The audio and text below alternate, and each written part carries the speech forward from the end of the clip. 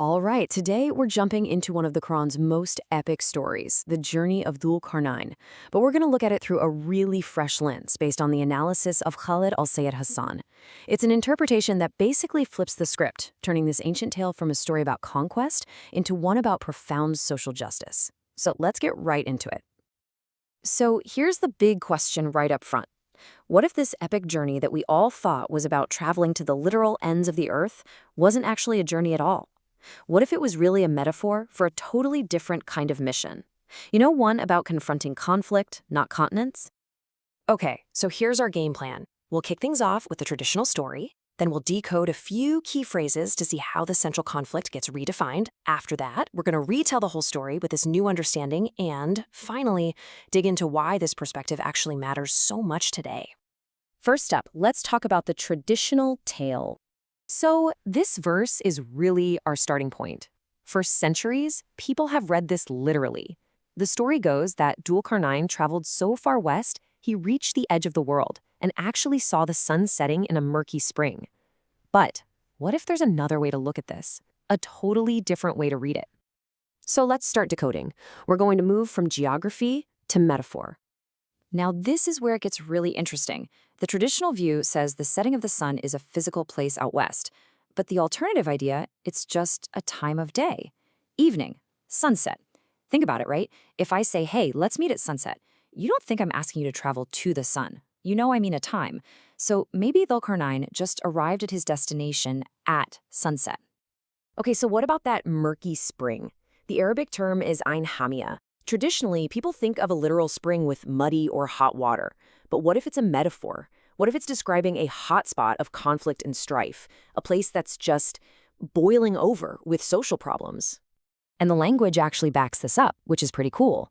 The term Ain Hamia comes from a root that can mean hot or heated. Yeah, like a hot spring, but it can also mean heated in the sense of anger or rage. You know, like when we say someone is all heated up?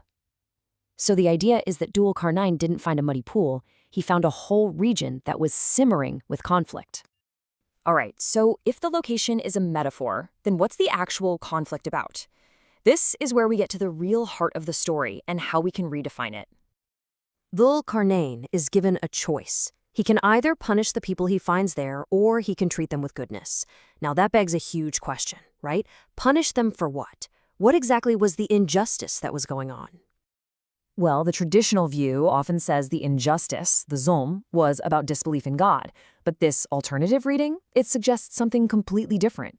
It argues the injustice wasn't about personal conviction at all. It was about social oppression and aggression, people literally harming one another. And this is such a crucial point. Why? Because the Quran itself states there is no compulsion in religion. So punishing people for what they personally think or feel would go against that core principle. That really strengthens the idea that the injustice Dhul-Qarnayn was there to fix had to be social, something tangible, like oppression.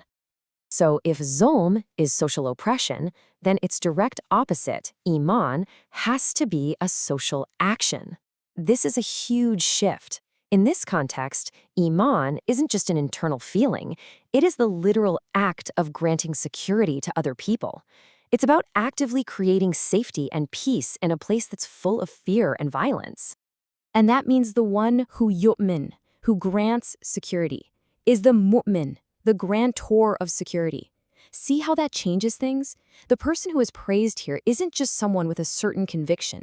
It's the one who actively steps in and brings security to a situation of injustice. Okay, so with these new definitions, the whole story looks completely different. Let's do a quick retelling of the narrative. All right, so after he deals with the oppressors, the story says he reached the rising of the sun. And just like before, the traditional take is that this was another epic journey, this time to the east. But in this new interpretation, he didn't go anywhere. He stayed right there, in that same hotspot, working through the night to bring security to the people. So reaching the rising of the sun doesn't mean he traveled somewhere new. It just means he was still there, on the job, when the next morning came. And at sunrise, what does he find? He sees a people for whom we had not made against it any shield. In other words, a population totally exposed, without any shelter or protection. And this just connects all the dots perfectly. First, you have the conflict, the anihamiya, the hotspot. That leads to injustice, people oppressing each other. And what's the consequence? A real-world humanitarian crisis. You have displaced people forced to live out in the open without any shelter. Okay, so why does this interpretation even matter? Why should we care about this ancient text in our modern reality? Well, because these hotspots, these Ein Hamia, they're not just some ancient history. We see them all around us today. I mean, just look at places like Palestine, Lebanon, Syria, Iraq, Yemen, Libya. These are all modern-day hotspots of conflict where strife has created unbelievable suffering and displacement. The problem is absolutely timeless. And that's what's so powerful here. The story completely transforms. It's no longer a mythical conquest story. Instead, it becomes this incredibly powerful lesson on social intervention and humanitarian responsibility. Dhul-Qarnayn's real mission, then, wasn't about forcing his views on others. It was about establishing justice, stopping oppression, and granting security to those who were vulnerable. So that leaves us with one last thing to think about. When we read this ancient story through this new lens, it kind of forces us to look at our own world, to see the modern hotspots of conflict, all the places of injustice, and to ask ourselves a pretty tough question. Where else in our world do we see injustice just waiting for someone to step up and grant security?